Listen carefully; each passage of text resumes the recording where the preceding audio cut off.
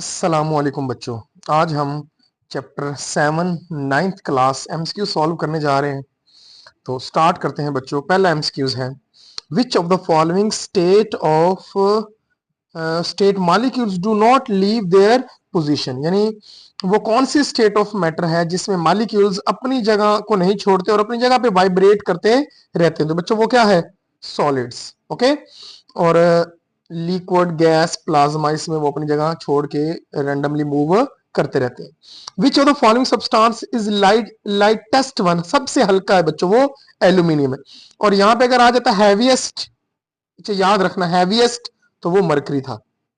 Next, which unit of pressure is pascal which is equal to, बच्चे एक pascal जो होता है 1 पास्कल, वो इक्वल होता है 1 न्यूटन पर मीटर स्क्वायर। तो बच्चे ये आएगा, यहां पे माइनस लगा ले तो हमारा 1 Newton per metre square. Next है, what should be the approximately length of glass tube construct a water barometer. बच्चों आपको पता है कि जो बैरोमीटर होता है उसकी लेंथ होती है 1 मीटर, जो मरकरी का बना होता है। किसका? मरकरी। लेकिन अगर हमने वाटर का बनाना है बच्चों तो उसकी लेंथ ऑलमोस्ट 10.6 मीटर यानी 11 मीटर के करीब होनी चाहिए। तो correct option will be 11 metre. According to the Archimedes principle, up thrust is equal to, बच्चों मैं आपको यूं समझाता हूं, ये है कोई टब, इसमें ये पानी है और उसके ऊपर एक ऑब्जेक्ट पड़ा। तो अप थ्रस्ट क्या होता है कि इस ऑब्जेक्ट के नीचे जो डिस्प्लेस लिक्विड है, इसका जो वेट है वो अपवर्ड फोर्स लगाता है, उसको हम बोलते हैं अप थ्रस्ट। तो वेट डिस्प्लेस लिक्विड, ये करेक्ट ऑप्शन है बच्चों, याद रखना। वॉल्यूम नहीं है, मैस नहीं है, तो वेट है। The density of substance can be found, density हम फाइंड करते हैं आर्किमिडीज प्रिंसिपल से। According to Hooke's law, Hooke's law बच्चों ये होता है कि स्ट्रेस और स्ट्रेन एक दूसरे के डायरेक्टली प्रोपोर्शनल है बच्चे। ओके। और आपको पता है जब प्रोपोर्शनैलिटी के साइन को हटाया जाता है तो हमें कांस्टेंट लगाते हैं, तो ये बनेगा स्ट्रेस इज इक्वल टू, क्या बनेगा? Constant into strain. ओके बच्चों। तो अगर मैं यहां पे कांस्टेंट की वैल्यू निकाल लूं, कांस्टेंट की, तो वो बच्चे बनेगा स्ट्रेस ओवर स्ट्रेन। तो ये हमारा करेक्ट ऑप्शन है। तो ढूंढो, stress over strain is equal to constant, ये बच्चों हमारा करेक्ट ऑप्शन है। आगे चलते हैं।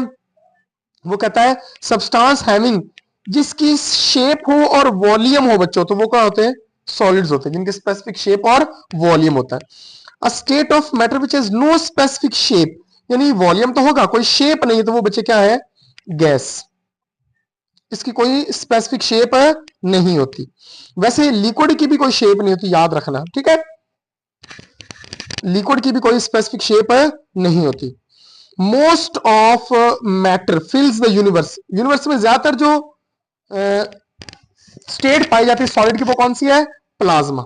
99% जो है वो यूनिवर्स में प्लाज्मा होता है। 1 लीटर इज इक्वल टू, बच्चे मैं आपको बताता चलूं कि हमारे पास जो 1 मीटर क्यूब होता है ना, 1 मीटर क्यूब यानी हमारे पास एक क्यूब है जिसकी लेंथ, ये बच्चे लेंथ, विड्थ और हाइट सारी 1 मीटर है, तो इसको बोलते हैं 1 मीटर क्यूब। 1 मीटर क्यूब में बच्चे 1000 लीटर होते हैं, 1000 लीटर। अब आपको पता है इसको मैं लिख सकता हूं 10⁻³ लीटर। ओके। तो अगर मैंने 1 लीटर निकालना है, 1 लीटर निकालना है, तो ये 10⁻+3 इधर जाके हो जाएगा -3 मीटर क्यूब। तो correct option will be beta, 10⁻⁻³ the formula for density, बच्चों डेंसिटी होती है मैस पर unit volume. Okay. Pressure is a quantity, तो बच्चे प्रेशर है स्केलर। बच्चे यहां पे मैं थोड़ा सा एक्सप्लेन करूंगा। एक होता है प्रेशर जो कि होता है फोर्स पर यूनिट एरिया, और एक होती है स्ट्रेस, वो भी यही है, फोर्स पर यूनिट एरिया। अब फर्क क्या है बच्चों? ये फोर्स होती है एक्सटर्नल। Okay, external force. तो जब आप एक्सटर्नल फोर्स की बात करते हैं तो ये ऑल डायरेक्शन में लगती है, ऑल डायरेक्शन में, ऑल डायरेक्शन में। ओके। तो इसकी कोई खास स्पेसिफिक डायरेक्शन नहीं है, तो प्रेशर की सिर्फ मैग्नीट्यूड होती है, मैग्नीट्यूड।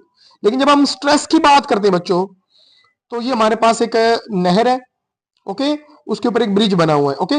तो ब्रिज में जो स्ट्रेस लग रहा है वो डाउनवर्ड लग रहा है, एक ही डायरेक्शन में लग रहा है। तो बच्चे जो एक ही डायरेक्शन में लगे इसका मतलब है उसकी डायरेक्शन भी है तो मैग्नीट्यूड तो है, तो इसका मतलब है जो स्ट्रेस है बच्चों याद रखना वो वेक्टर क्वांटिटी है। हालांकि दोनों का फार्मूला सेम है, यूनिट सेम है, लेकिन याद रखना प्रेशर स्केलर है क्योंकि उसकी कोई खास डायरेक्शन नहीं होती, लेकिन जो स्ट्रेस है बच्चे उसकी डायरेक्शन होती है, मैग्नीट्यूड भी होती है, तो वो एक वेक्टर है। वेक्टर के अलावा भी एक और चीज है जो कि थोड़ा सा ज्यादा हो जाएगा, वो बच्चे टेंसर है।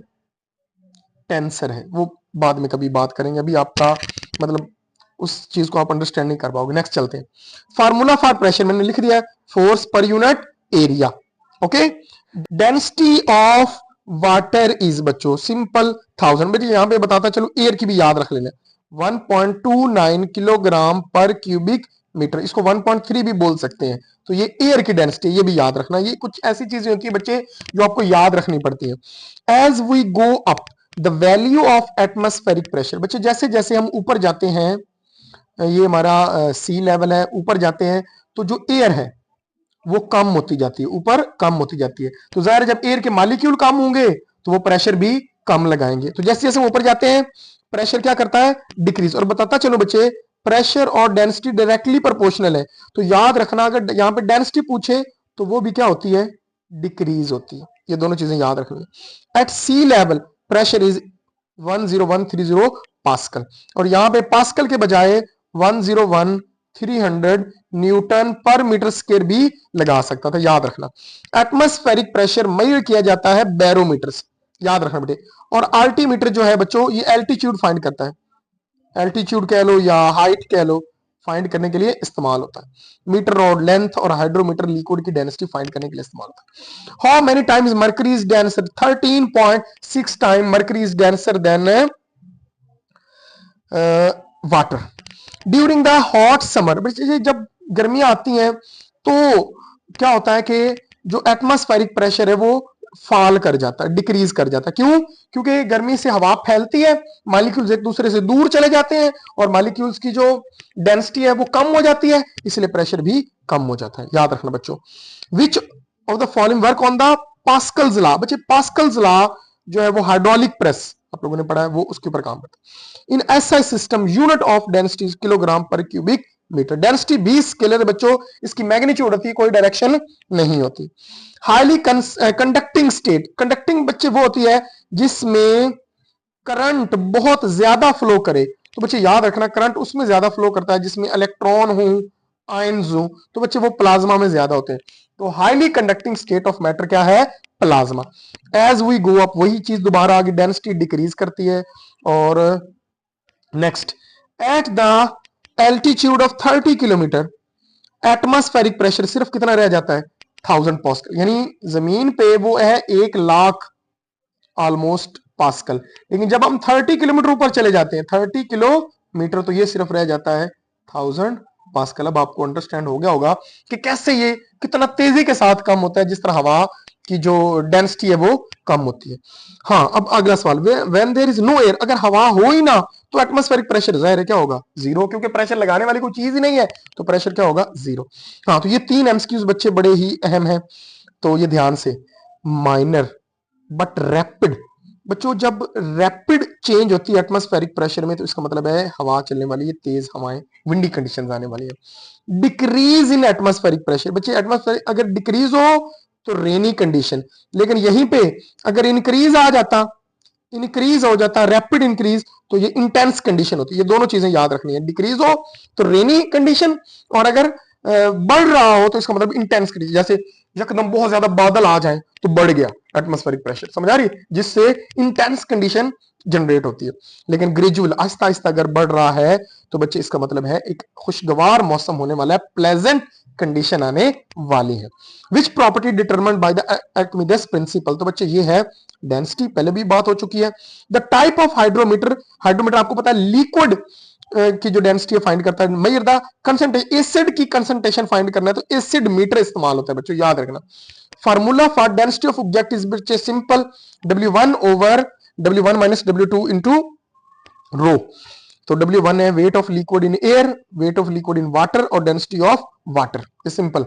विच इज द हैवीएस्ट, बता दिया हैवीएस्ट हो तो मरकरी आएगा। Atmospheric pressure exert in all direction, अभी बताया एटमॉस्फेरिक प्रेशर हर डायरेक्शन में इक्वल अप्लाई होता है और यही चीज बच्चे कहलाती है पास्कल लॉ। पास्कल लॉ यही बताया था उसने, पास्कल ने, कि जो एटमॉस्फेरिक प्रेशर होता है ऑल डायरेक्शन में इक्वल लगता है। नेक्स्ट है pressure of liquid. Pressure of liquid का फार्मूला बच्चे रो जी एच, यहाँ पे जो एच है वो डेप्थ को शो कर रहा है। ओके, तो डेप्थ बढ़ेगी तो प्रेशर भी बढ़ेगा, तो correct option will B delta. Archimedes was a scientist, Greek यूनानी था बच्चों। यूनिट ऑफ स्ट्रेन, बच्चों स्ट्रेन होता है change in length over original length, तो बच्चे ऊपर भी मीटर नीचे भी मीटर, मीटर से मीटर, तो इसका आएगा नो यूनिट। स्ट्रेन का कोई यूनिट नहीं होता। और ये short question, why strain has no unit, because it is the ratio of two similar quantities, यानी ऊपर भी लेंथ नीचे भी length, no unit. Tensile strain, tensile बच्चे लेंथ चेंज करती है। और एक होती है वॉल्यूमेट्रिक स्ट्रेस, वॉल्यूमेट्रिक स्ट्रेस जो वॉल्यूम को चेंज करती है। एक होती है शियर स्ट्रेस, शियर जो शेप को चेंज करती है, याद रखना बच्चे। न्यूटन पर मीटर स्क्वायर ये स्ट्रेस का यूनिट है, यंग्स मॉडुलस का यूनिट है, प्रेशर का यूनिट है, तो क्या आएगा ऑल ऑफ दीज। बच्चे यहां पे मॉडुलस ऑफ इलास्टिसिटी भी आ सकता है, मॉडुलस ऑफ इलास्टिसिटी ये इसका भी यूनिट है, जो आप लोगों ने नहीं अभी पढ़ा कि स्ट्रेस और स्ट्रेन की जो रेशियो होती है वो कांस्टेंट होती है, ये कांस्टेंट ही कहलाता है बच्चों मॉडुलस ऑफ इलास्टिसिटी, जो भी मैंने हुक्स लॉ में करवाया है। नेक्स्ट है बच्चों डेंसिटी ऑफ आइस, ये 9, 10 या 20 है बेटे, ये चेक कर लीजिएगा, मेरे ख्याल में 920 ही है शायद, कंफर्म कर लीजिएगा। Next the formula for Young's modulus, बच्चे यंग्स मॉडुलस होता है stress okay over strain, change in length over original length, तो इसको अगर आप रीअरेंज करें तो F L not over A delta L, तो बच्चे देखें कौन सा है, F L not over A delta L, तो बच्चे मेरे ख्याल में ये ऑप्शन करेक्ट है, यहाँ पे डेल्टा मिस है, तो ये याद रखना beta is the correct option. तो ये बच्चों हमारे पास चैप्टर 7 के हो गए एमसीक्यूज। आई होप आपको ये क्लियर हो गए होंगे। अगर बच्चे को चीज ना समझ आई हो तो कमेंट बॉक्स में जरूर बताइएगा, और अगर अच्छी लगी हो वीडियो तो चैनल को सब्सक्राइब करना